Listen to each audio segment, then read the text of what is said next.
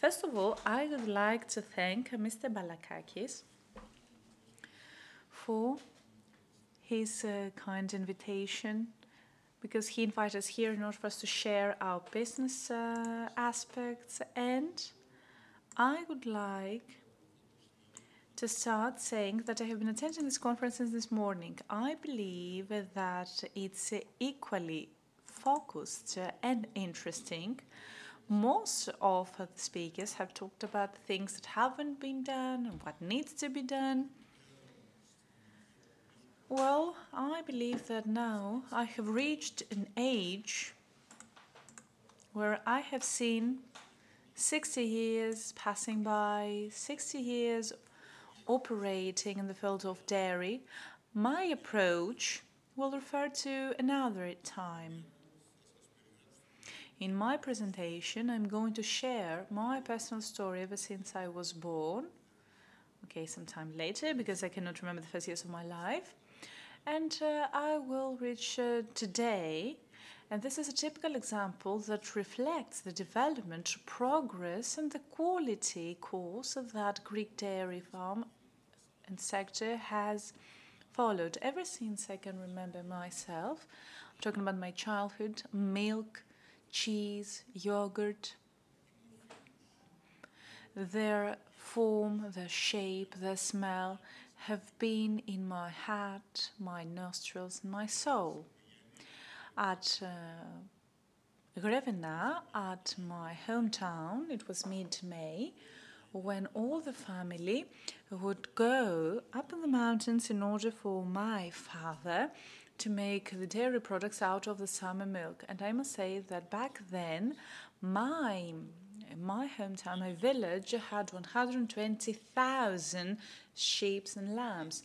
And can you imagine that today, only 5,000 to 6,000 lambs go up in the mountains? So, it was mid-May when the summer cheese-making season would start until late July. And let me travel you to a time very distant, very long gone, and I'm afraid that the volumes we discussed back then was very different compared to today. My father was able to obtain 120 tons throughout those 2 months. So we had an 100% square meter cheese-making infrastructure with 2 specific basins dedicated to cheese-making. We didn't have it in stainless steel back then. And they had a wood-fired fire in order for the milk to boil. And we know that the yeast was made from the stomach of the lambs that had been slaughtered over the Easter. Now, when it comes to the fuel, well, wood,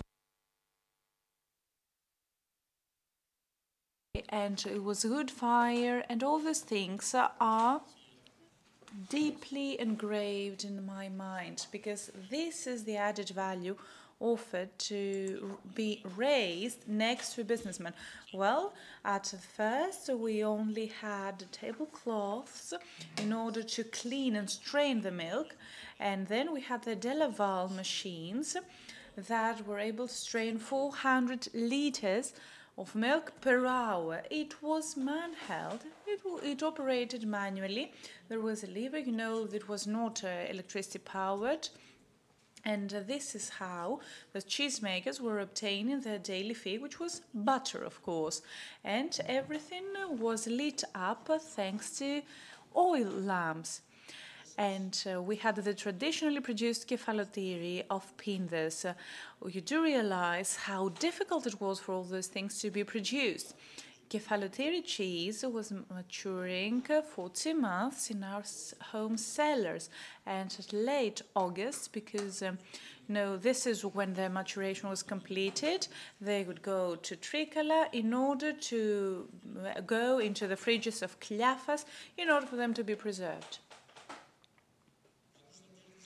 It was in late 70s where the cheese-making at Trikala was connected to the power grid, and this is when my father bought the first machine, 2 pumps for milk, a specific pots in order to boil the milk, etc. Back then, this investment was extensive and innovative because we should not underestimate the fact that this was a family that followed a specific business course. And all these things happened because back then we were talking about entirely different volumes and sizes. And this brings us to 1978, 1979, when we started importing from Germany and the European community. Of course, you all remember the red balls of Edam, the yellow batons of Gouda, and other types of cheese. So the market changed. And in 1981, our country exceeded the European Union. Okay, it was a blessing and a curse at the same time, because from a closed, protected, non-competitive market, we entered the big European family. I remember back then we were hearing about factories with 1,000 tons of milk per day, and we felt overwhelmed. But we wanted to grow, and I'm afraid that we wouldn't have grown if we had stayed in this limited closed market. Kouretas, the great leader of our country, had said back then, okay, I'm going to throw you at sea so that you can learn to swim. And practically this is what happened. Our group in Greece and abroad, and we entered this market, and the factory of Trikala started operating there first, increasing its milk quantities. On June 20th, 1985, June 10th, says the speaker, our family, my brother and myself, established Tiras company, and this was the matrix for the current company, Hellenic Dairies SA.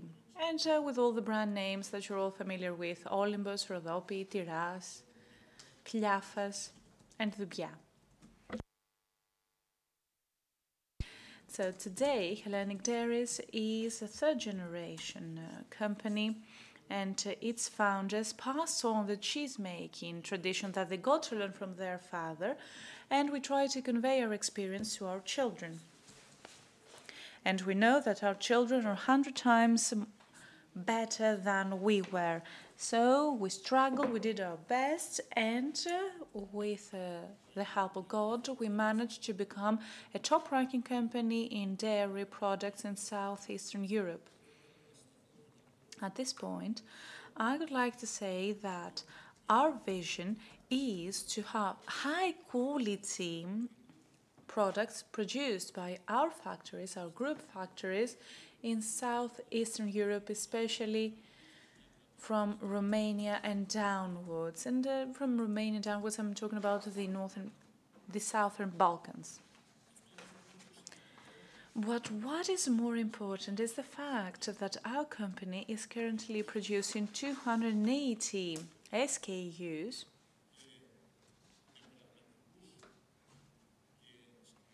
and after meticulous tests and controls of taste and quality, we can say that we're proud of what we're producing.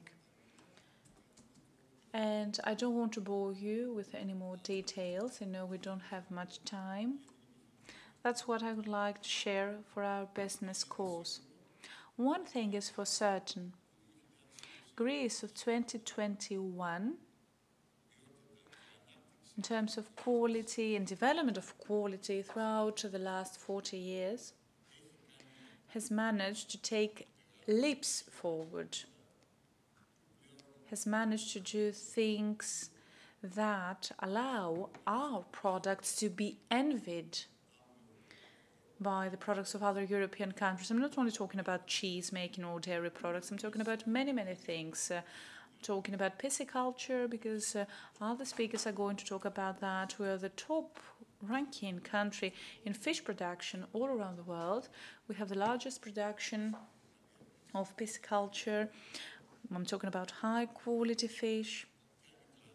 Other branches have developed as well, wines, Okay, meat is and processed meat is another chapter, but in any case, I believe that Greece is a modern European country. Is a country that has many things to offer, many things to share. And of course, feta is the top ranking product in our sector. And in conclusion, I would like to say that sometimes it's not just about getting to the destination, getting to Ithaca. It's just what Kavafi said. As you set out for Ithaca, I hope your road is a long one, full of adventure, full of discovery and knowledge. Thank you so much.